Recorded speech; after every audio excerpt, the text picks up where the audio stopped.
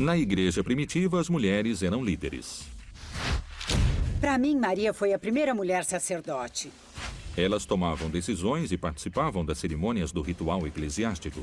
Uma mulher foi eleita uma bispa. Biblicamente, não há nenhum impedimento para que as mulheres possam exercer o sacerdócio. Aos poucos, esse lugar ficou ocupado só pelos homens. Se existe machismo no século XXI, pode ter certeza que existia também há 2000 anos. O que aconteceu naqueles séculos? Por que as mulheres perderam poder? As mulheres se tornaram as pecadoras, ou as sedutoras, ou as portadoras do mal. Os textos mais anti-mulheres são os textos dos monges católicos medievais. Será que foi a igreja que determinou qual devia ser o papel social das mulheres? O sacerdócio é só para os homens. Existe muito medo diante da presença da mulher. Será que é verdadeira a história que se fala sobre elas nos textos bíblicos? Que modelos femininos a igreja propõe? Maria e Eva são a mesma mulher, e elas são todas as mulheres. A Maria Madalena foi escolhida por Jesus para dirigir a comunidade. Ela era uma pessoa influente naquela época, a patrocinadora da causa de Jesus. Ela pode ter sido a líder da igreja no lugar de Pedro. Será que as mulheres vão poder recuperar seu lugar histórico, conseguir o sacerdócio e ser as representantes de Deus na Terra? Os textos sagrados estão sendo reinterpretados pelas mulheres. Io non credo che Francesco possa aprire la strada al sacerdozio femminile.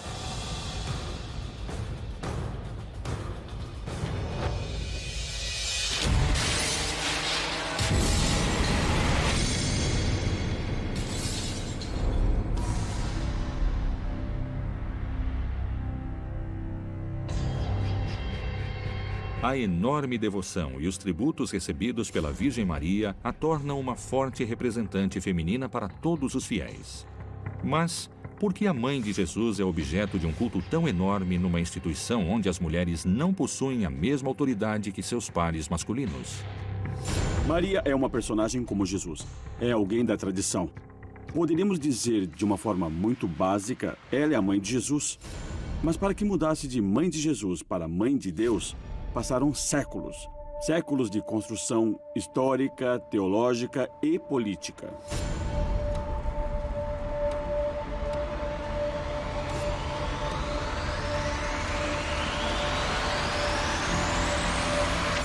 Até o século IV, existiam igrejas e organizações cristãs que consideravam que Jesus era filho biológico de José e de Maria.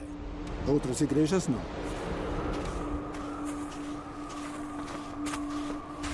Segundo o Novo Testamento, Maria concebeu Jesus por obra e graça do Espírito Santo. Por que era tão importante que ela fosse virgem?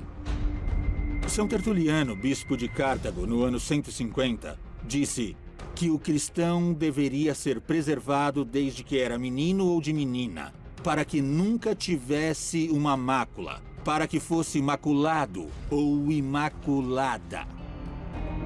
E o que é chamado de mácula? Atualmente, mácula se refere ao orgasmo, aquilo que os pagãos chamavam de clímax, que era a base da religião pagã. E aí criaram este modelo, em que o cristianismo tinha que apagar tudo que era pagão. O orgasmo era uma coisa natural, e as coisas naturais e na natureza vive o diabo. E na natureza está o pecado original. Então era necessário tirá-lo da vida dos cristãos. Foi por esse motivo que eles inventaram que Jesus também nasceu de uma virgem sem mácula. Quando se fala sobre a Imaculada Concepção da Virgem Maria, quer dizer que a Virgem Maria nasceu sem o pecado original. O pecado original é o pecado da soberba, pelo qual Adão e Eva foram expulsos do paraíso. Desde o Gênesis, Eva é a mulher pecadora, a mulher má, a culpada de ter acabado com a harmonia do paraíso. Maria aparece como seu oposto, como aquela mulher que chegou ao mundo para trazer o bem. Maria é a mulher que vence a serpente. que vence a tentação. Por esse motivo, na maioria das representações iconográficas da Virgem, ela aparece pisando numa serpente. Algumas interpretações psicanalíticas poderiam interpretar isso como a negação da sexualidade. O assunto sobre a concepção de Maria é um assunto que realmente se trata de um ato de fé. É um ato de fé entender nesse mundo da razão que uma pessoa possa estar grávida sem ter realizado atos sexuais com seu par. No mundo da razão e das explicações lógicas, isso não é possível. O caso é que a igreja só se preocupou com os seres humanos da cintura para baixo. Para mim, a virgindade significa não ser corrupto. É verdade. A teóloga Elizabeth Johnson fala que nós não deveríamos nos intrometer na sexualidade de Maria. Esse é um assunto privado. O que deveria nos interessar sobre Maria é seu posicionamento diante do projeto do Reino de Deus. Segundo as investigações que foram realizadas, especialmente aquelas feitas pelas estudiosas feministas, o papel da mãe de Jesus no cristianismo primitivo não foi o de uma simples testemunha. Ela é a herdeira das mulheres profetisas do Antigo Testamento. E ela também é a restauradora da memória histórica das mulheres que participaram no processo de reconstrução do povo de Israel. Isso deveria ser mais lembrado do que o fato de Maria ter sido virgem antes, durante e depois do parto.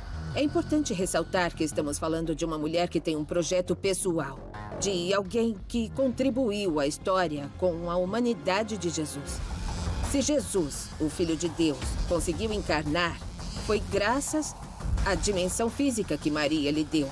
Deus deu a divindade a Jesus e Maria lhe deu a humanidade. Ela o fez real, concreto e histórico.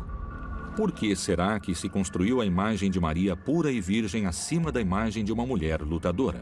Se tivesse sido diferente, será que isto teria influenciado o papel feminino ao longo da história? A figura de Maria foi lembrada tradicionalmente como uma mulher que fez o que Deus queria. Virgem, obediente, uma mulher fiel.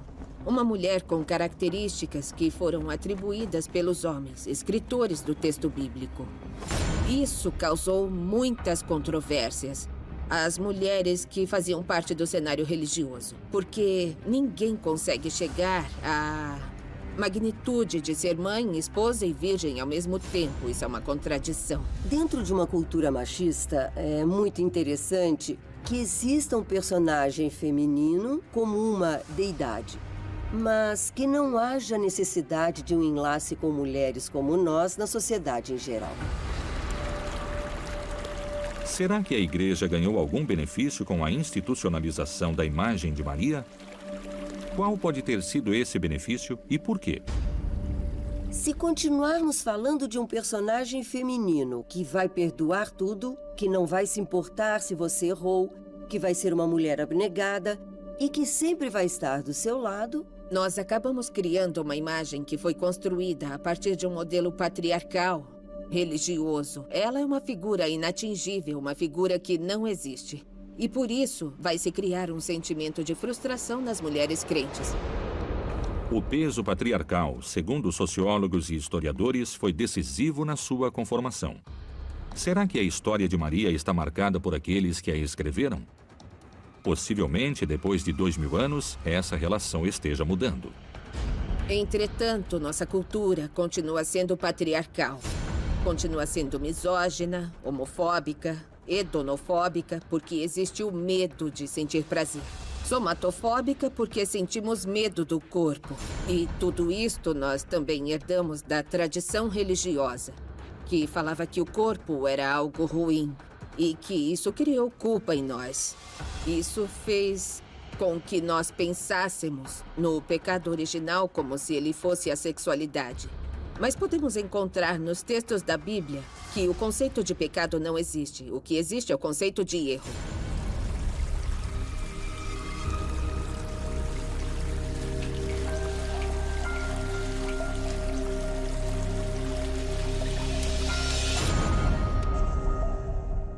Existem diferentes posicionamentos diante do papel de Maria na história. Mas esse não é o único caso controverso. Qual é a verdade sobre a revelação dos restos arqueológicos encontrados no túmulo de Maria Madalena?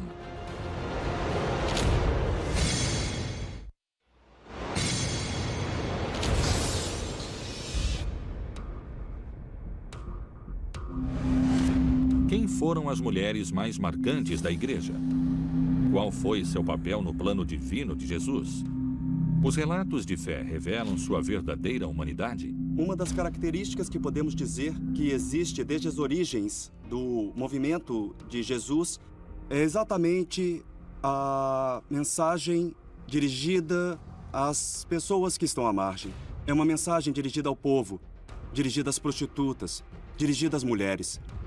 Jesus não tem uma conotação de juízo referente à sexualidade. Vamos nos lembrar da mulher que foi levada a Jesus porque cometeu adultério.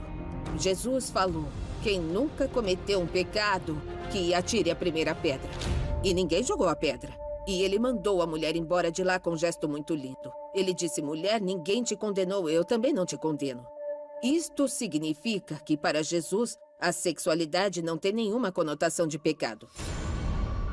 Nos textos bíblicos aparece a figura de Maria Madalena, uma mulher que ficou conhecida popularmente como uma prostituta endemoniada. Maria Madalena está descrita no Novo Testamento como uma mulher que foi curada por Jesus e que, junto a outras mulheres, se tornou uma adepta muito próxima de Jesus. E ela, com essas mulheres, seguiram Jesus durante todo o seu trajeto até Jerusalém. E elas foram testemunhas da crucificação e da sua sepultura. O nome dela era Miriam de Magdala. O nome Madalena é porque ela é originária daquele lugar. Mais do que os reconhecimentos posteriores, a figura da Maria de Magdala está associada à mulher cortesã que tenta, seduz e leva ao pecado. Magdala, como sabemos, é uma cidade pequena que fica na frente do lago de Tiberíades. E essa cidade ficou conhecida exatamente graças a esta mulher. Isso significa que Maria de Magdala tem poder de liderança nesta cidade. Porém, os restos arqueológicos encontrados na cidade de Magdala mostraram o lado desconhecido de uma mulher que pode ter sido muito importante na construção do projeto de Jesus. Graças aos novos descobrimentos arqueológicos em Magdala, foi possível reconstruir não só toda a vida de Madalena, mas também reconstruir esta cidade. Ela era uma mulher que tinha riquezas. Podemos pensar nela como na mulher mecenas de Jesus. A única mulher que ele reconhece, que ele chama pelo nome, que ele a encaminha, como faz com qualquer profeta, com qualquer discípulo, com qualquer apóstolo. Inclusive, no Evangelho de Maria Madalena, Maria ensina a Pedro. E isto cria um conflito de interesses. No século II e III, tinham comunidades cristãs que precediam de uma tradição grega e egípcia, onde as mulheres não eram excluídas do sacerdócio, como aconteceu no Império Romano, que era mais machista. Então, essas cristãs achavam que Maria Madalena tinha sido escolhida por Jesus para dirigir a comunidade. Os cristãos cópticos acreditavam que Maria Madalena tinha sido a primeira dos apóstolos, antes mesmo do que Pedro. Hipólito de Roma foi um padre da igreja que chamava ela de Apóstola dos Apóstolos. Da mesma forma em que Maria encarna o bem, Maria Madalena assume o lado escuro. Essa é a mulher que entregou seu corpo ao pecado. Se existe machismo no século XXI, pode ter certeza que existia também no patriarcado há 2000 anos. Maria Madalena, segundo a leitura tradicional dos homens, era uma prostituta. Os textos sagrados estão sendo reinterpretados por mulheres. A leitura das mulheres tem indícios de que ela era uma pessoa influente naquela época, uma patrocinadora da causa de Jesus. E ela sempre tinha muitas discussões com os discípulos de Jesus, e eles reclamavam com Jesus porque Maria Madalena debatia ideias junto com eles. A igreja sempre considerou Maria Madalena como uma das discípulas mais importantes de Jesus. E atualmente, o Papa Francisco elevou a liturgia de Santa Maria Madalena. O que isso significa? Que ele a colocou no nível dos apóstolos. Que bom que exista o reconhecimento da figura de Maria de Magdala. Mas a mentalidade da sociedade continua pensando em Maria de Magdala como se fosse uma mulher pecadora. Isso significa que a mentalidade da sociedade precisa ser reconstruída, porque no âmbito religioso, as mulheres passaram a ser as pecadoras, as sedutoras, as portadoras do mal ou as responsáveis pelo pecado do mundo.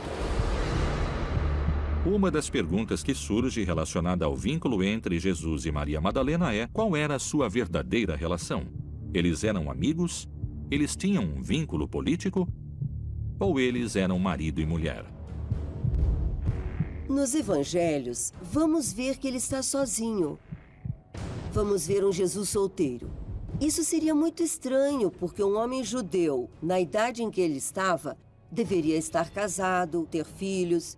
Inclusive, fala-se que Maria Madalena poderia ter sido a mulher dele. E fala-se que eles tinham um filho. Eu não fico escandalizada. Não vou dizer que Jesus e Maria Madalena não tiveram relacionamento. Era a coisa mais normal do mundo. O povo judeu e seus rabinos têm hábitos muito especiais. E uma coisa que se conhece sobre os rabinos é que eles não podem ser tocados pelas mulheres que não sejam suas esposas. Seria muito curioso, porque se eles tiveram o mesmo relacionamento, a primeira coisa que Jesus teria dito para ela seria: não encoste em mim. E por esse motivo, eu entendo que teria sido muito difícil que entre eles tivesse um relacionamento amoroso ou um relacionamento íntimo. Certo, se venissero fuori dei documenti in cui c'è un atto di matrimonio tra Gesù e Maria Maddalena, la Chiesa Cattolica potrebbe sentirsi minacciata nella sua tradizione, ma questo non c'è e quindi non ha nessun senso, dico. Isto é o oposto do que o Evangelho fala. O relacionamento de Maria Madalena com Jesus foi de discípula e de mãe. Se fala muito que pode ter existido algo mais íntimo entre eles. Mas a verdade é que os evangelhos não falam em nenhum tipo de intimidade. No momento da ressurreição de Jesus Cristo, ele aparece diante de Madalena. E Madalena, quando vê Jesus, diz Rabone, que significa mestre. Se ela tivesse mesmo um relacionamento mais íntimo com ele, ou se tivesse sido a mulher dele, o mais lógico seria que ela tivesse falado: meu esposo, amor, querido. Em que momento Madalena deixou de ser considerada uma figura fundamental entre os apóstolos de Jesus e começou a ser retratada como uma mulher que oferecia serviços sexuais? Gregório Magno, ou Gregório Grande, no ano 491, deu um sermão onde ele confunde Maria de Magdala com a pecadora, com a prostituta, com a adúltera. E a partir desse momento, Maria de Magdala fica conhecida na tradição católica como uma pecadora. Pensemos que se trata de uma confusão, pensemos que não existiam tantos estudos sobre o texto da Bíblia, mas também pode ter sido uma confusão de propósito. O que está escondido por trás desse possível erro histórico? Por que para a igreja não seria algo bom que Maria Madalena assumisse uma liderança inesperada na história religiosa? Os estudiosos do texto, os exegetas e as exegetas, descobriram que na comunidade primitiva tinha 3 tipos de liderança para acompanhar ou dirigir a igreja. A liderança de Pedro, apoiada por Tiago, e a liderança de Paulo. Mas a liderança de Maria de Magdala estava apoiada por Judas e por Tomé, outro dos apóstolos. Então, acredita-se que Maria de Magdala exercia uma liderança importante na comunidade e que, para tirar a liderança dessa mulher, eles acabaram colocando a interpretação do texto de Gregório Grande, associando ela a uma mulher pecadora ou prostituta. Desse jeito, Maria de Magdala ficaria desprestigiada na história da Igreja Católica. E, curiosamente, os artistas a retratam como uma mulher que está sempre chorando, com o torso nu, penitente, pagando pelos seus pecados. Estamos falando de uma distorção, porque é muito provável que Maria de Magdala pudesse ter sido a líder da Igreja em lugar de Pedro. Qual é o papel político que a igreja deu às mulheres no decorrer da história? Por que elas perderam poder? Que temores provocava a presença delas no mundo dos homens?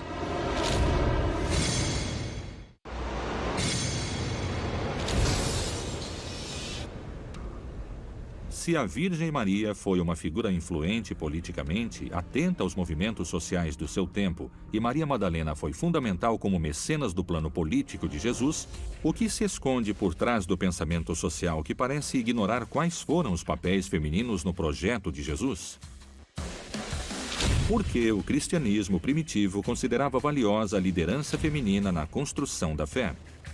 O que provocava nos homens daquela época essa ascensão nos níveis do poder? Bom, no cristianismo primitivo, quer dizer, na igreja do século I, encontramos líderes reconhecidas, como profetisas, diaconisas, presbíteras, as anciãs, as viúvas, que era um ministério que se reconhecia na igreja primitiva. Inclusive, algumas mulheres exerceram o trabalho de episcopas. Nos textos de São Paulo, curiosamente, podemos encontrar muitas mulheres diaconisas sendo líderes e que foram escolhidas por Paulo.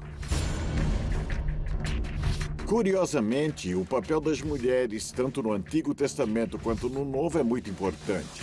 De alguma forma, quando Jesus morre, todos os homens fogem assustados, aqueles que enfrentam, que vão ao sepulcro para procurar Jesus são mulheres.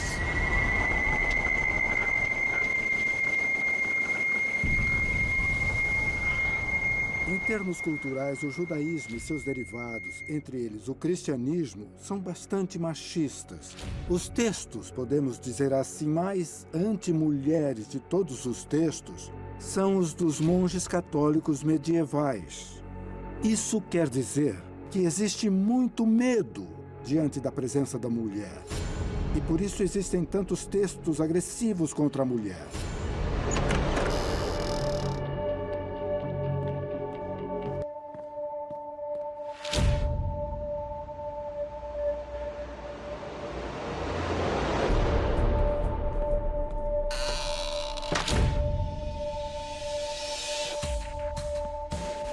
A igreja é uma instituição misógina porque, digamos, 60% dos participantes nas igrejas, não só da Igreja Católica, mas de todas as igrejas de um modo geral, são as mulheres.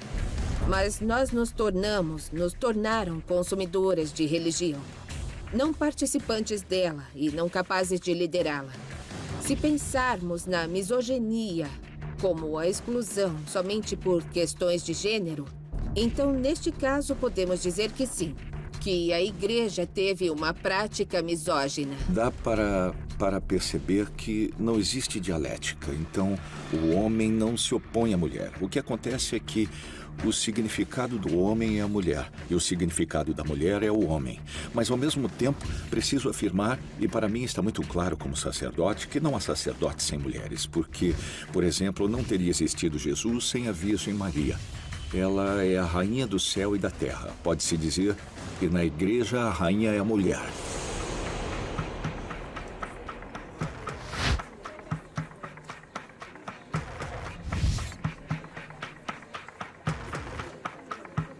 Não, é muito claro que não. Quando ele conseguiu colocá-las no seu grupo e quando conseguiu receber ajuda econômica por parte delas, Lucas disse às mulheres que ajudaram Jesus economicamente. Então, ele não as acolheu porque estava interessado no dinheiro, mas porque elas faziam isso voluntariamente, porque elas enxergavam uma mensagem libertadora para as mulheres. E toda vez que Jesus curou uma mulher, essas mulheres ficavam do lado dele e elas falavam dele. Elas foram suas patrocinadoras ao longo do caminho. No ano de 1950, quando a igreja começou a reconhecer que existem doutoras em igreja, a primeira doutora em igreja é Teresa Ávila, que foi reconhecida muito tarde.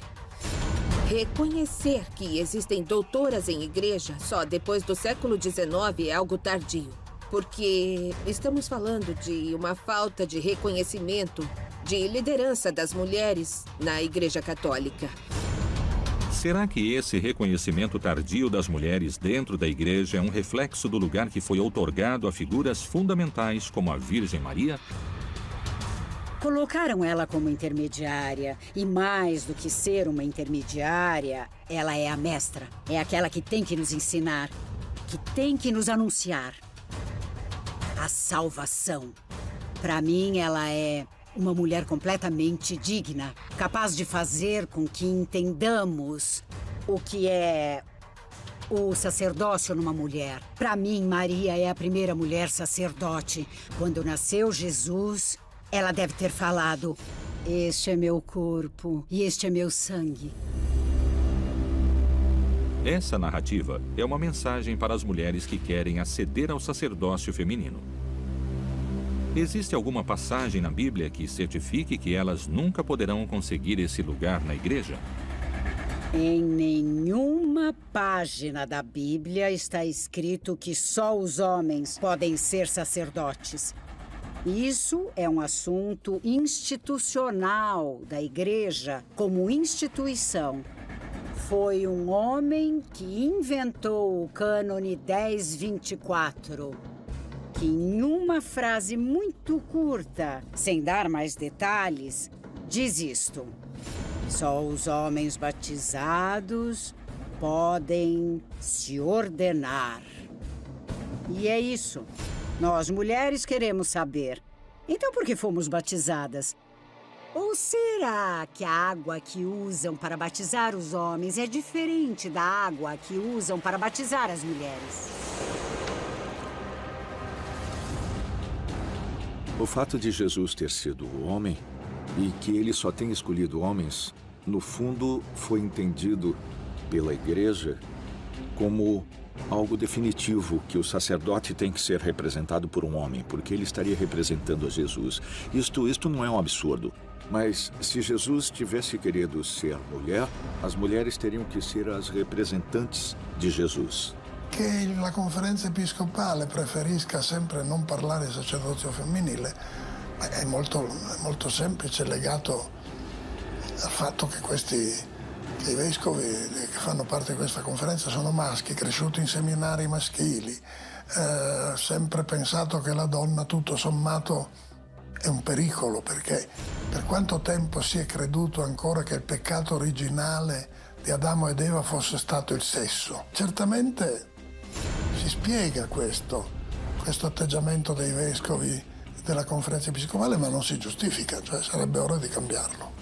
Eu tenho muito medo de que um dia a igreja diga que nós, mulheres, estamos excomungadas como sacerdotisas.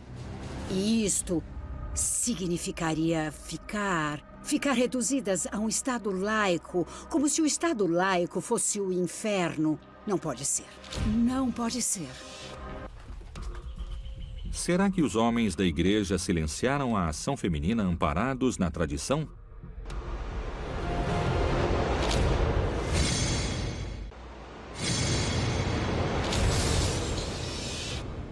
O trabalho intelectual, social e político das mulheres na igreja foi ficando esquecido com o passar dos séculos.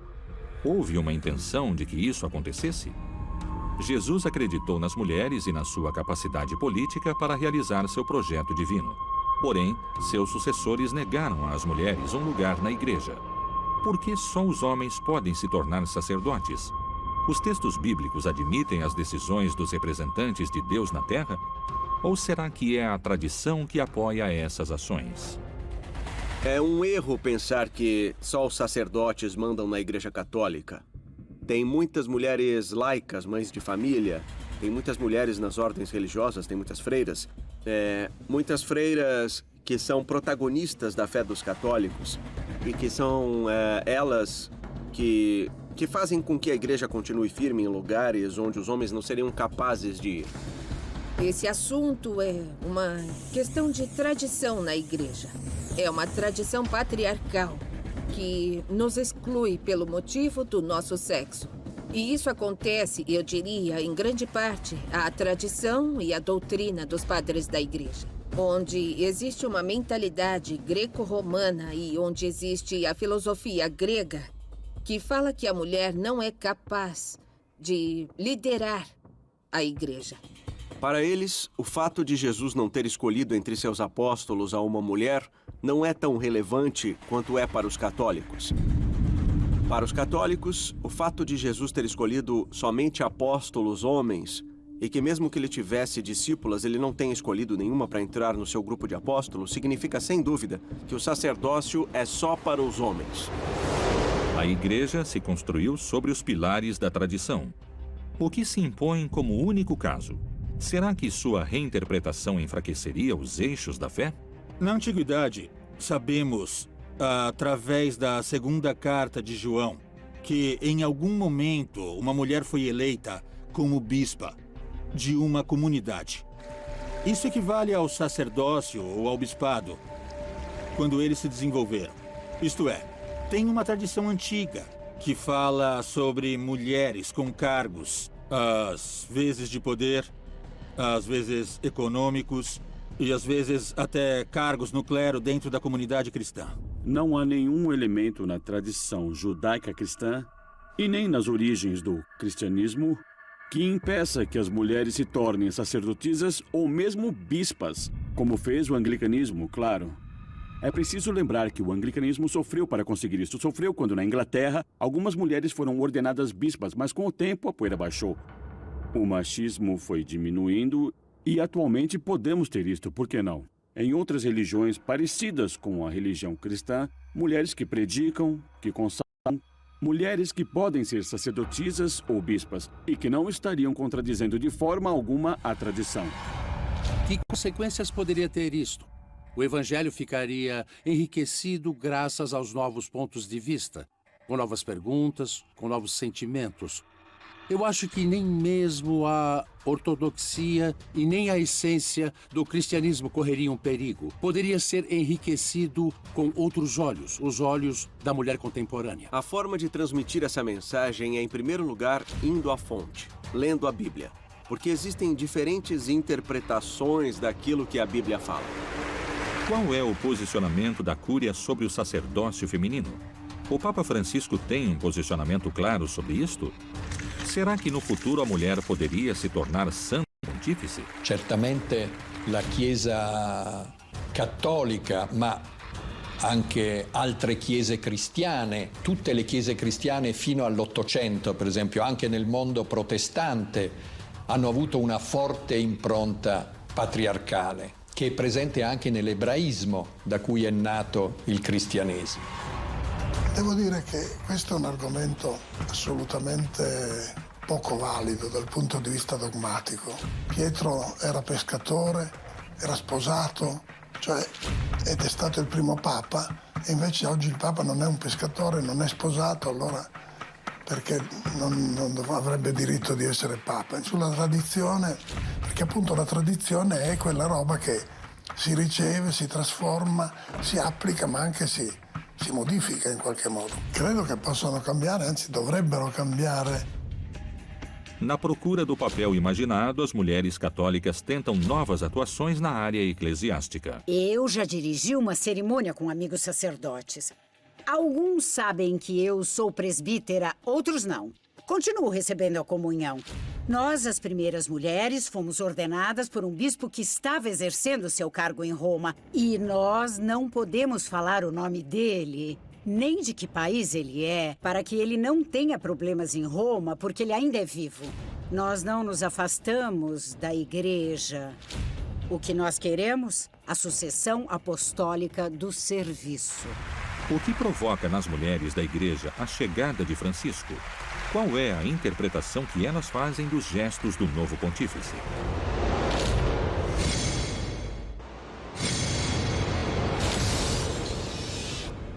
O papel desejado por Jesus para as mulheres da sua igreja está longe ou próximo do espaço que seus herdeiros dão atualmente às filhas de Deus. Como são enxergados os gestos de Francisco? Será que essa é uma possibilidade de recuperar os espaços perdidos? Ou será que é uma maneira de ratificar que as mulheres nunca mais vão ter acesso a um espaço de poder? A chegada do Papa Francisco e seus gestos políticos criam novas perguntas sobre o futuro da igreja. Qual é o plano que o sucessor de Pedro tem para as mulheres? In referenza alle ordenazioni delle donne, la Chiesa ha parlato e dice no. Lo ha detto Giovanni Paolo II, ma con una formulazione definitiva. Francisco, o bispo de Roma, teve um discurso muito ambivalente, em minha opinião. Porque, de um lado, ele promove ou, de repente, diz que talvez exista a possibilidade de ter diaconisas, de ordenar diaconisas dentro da Igreja Católica. Mas depois de alguns dias, ele cria uma comissão. E depois, ele diz que não. Será que Francisco está tentando equilibrar, por meio das suas expressões, o desejo das mulheres e a mensagem da Igreja de permanecer fiel à tradição? Francisco não é um revolucionário. Francisco é um reformador. Ele começa com uma mudança de atitude. Outro aspecto muito importante é que Francisco propõe uma maior sensibilidade para poder entender o homem e a mulher contemporâneos. O que significa essa nova sensibilidade? Significa que a Igreja pode perder essa atitude de condenar diante do assunto do papel da mulher, que muitas vezes se sente ameaçada nesse universo masculino. Isso trouxe consequências. Os setores que levaram a Igreja a uma crise profunda confrontaram Francisco. Essa é uma luta entre os setores que querem continuar com a Igreja, como se fosse um ator contracultural diante da modernidade, diante das mudanças do homem e da mulher contemporâneos. É pouco provável que as diaconisas voltem à Igreja Católica, porque o papel que as freiras, as religiosas e as madres superiores de um convento têm é mais importante que o papel que as diaconisas tinham, e é muito mais interessante para elas. Para o Papa Francisco, desde o início do seu pontificado, era muito importante ressaltar que o papel da mulher era central dentro da Igreja Católica. A Virgem Maria é uma peça central dentro da religião cristã, dentro da religião católica. E ela era uma mulher. Era uma mulher. Ele ressalta que a igreja é um nome feminino e é a e não é o igreja. Então, até esse ponto chega a necessidade de ressaltar que a mulher tem um papel de protagonista, um papel fundamental dentro da igreja. Os gestos da sua santidade são claros? O seu posicionamento diante do sacerdócio feminino é definitivo? Ou será que ele está esperando o momento certo para reformular seu posicionamento? O que será que iria acontecer se uma mulher ocupasse o lugar da sua santidade no futuro? Io non credo che Francesco possa aprire la strada al sacerdozio femminile, perché l'ho anche ribadito recentemente. C'è un documento di Giovanni Paolo II che dice no. Ele se referiu ao que João Paulo II disse sobre a porta estar fechada. Escuta aqui, que porta? Não há porta nenhuma. Ninguém tem essa chave. O que é isso? Mas ele é um homem muito inteligente porque ele se protegeu no outro. Para mim, Francisco é admirável. Apesar de que ele tenha dito que não, porque isso foi o que o outro disse. Eu não me preocupo nada com isso, porque eu vivo o meu batismo. Mesmo que eu esteja excomungada, eu sinto que meu batismo não foi roubado de mim. Ninguém pode roubar ele ou tirar ele de mim. Francesco è il primo papa che ha detto ufficialmente che le donne nella Chiesa devono andare in posti dove decidono ed esercitano autorità. Não necessariamente sendo sacerdotes ou sacerdotisas, não só assim, mas também em outros papéis fundamentais também dentro daquilo que a sociedade é, dentro daquilo que a família representa. Quando estávamos no avião e perguntamos ao Papa sobre o papel da mulher na igreja, ele disse que está analisando como dar mais presença à mulher. Ele não gosta que se deseje reduzir as mulheres ao sacerdócio, que se fale que para que as mulheres possam mandar na igreja, precisam ser sacerdotes. O sacerdócio é o lugar que as mulheres querem? Nesse ponto, as mulheres de fé e o posicionamento do Papa concordam? Eu acho que não precisamos de hierarquias. Nós precisamos ter o reconhecimento dos cargos de liderança em igualdade, mas não em hierarquias. Portanto, eu não ficaria feliz se as mulheres pudessem se ordenar no esquema patriarcal e hierárquico que já existe. Porque isso seria reproduzir o mesmo sistema. Nós queremos mostrar o ritual feminino, a imagem de Deus feminina, sua ternura, seu amor, seu carinho, essa proteção entre todas as pessoas, a comunidade. Nós precisamos transformar as formas de exercer o sacerdócio, o diaconato, o episcopado, de uma forma mais holística, de uma forma de serviço, como era o estilo de Jesus de Nazaré. Para que, desse jeito, possamos transformar a hierarquia e o patriarcado. Porque se não fosse assim, nós teríamos um acesso ingênuo à liderança da igreja.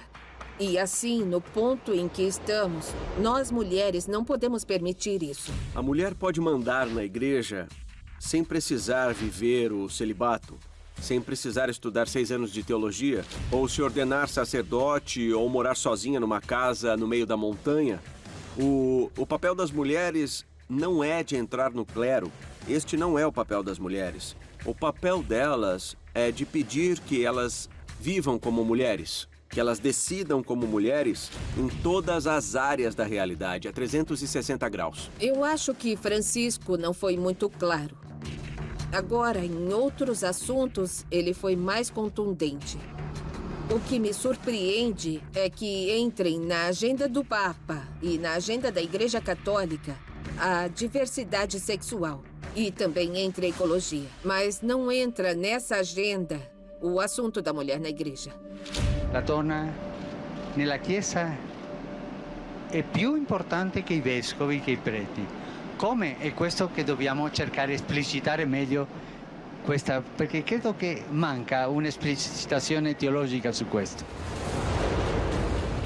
Será que o acesso das mulheres ao poder da igreja representaria uma ameaça para alguns setores? Tem muitas perguntas que ainda não têm resposta.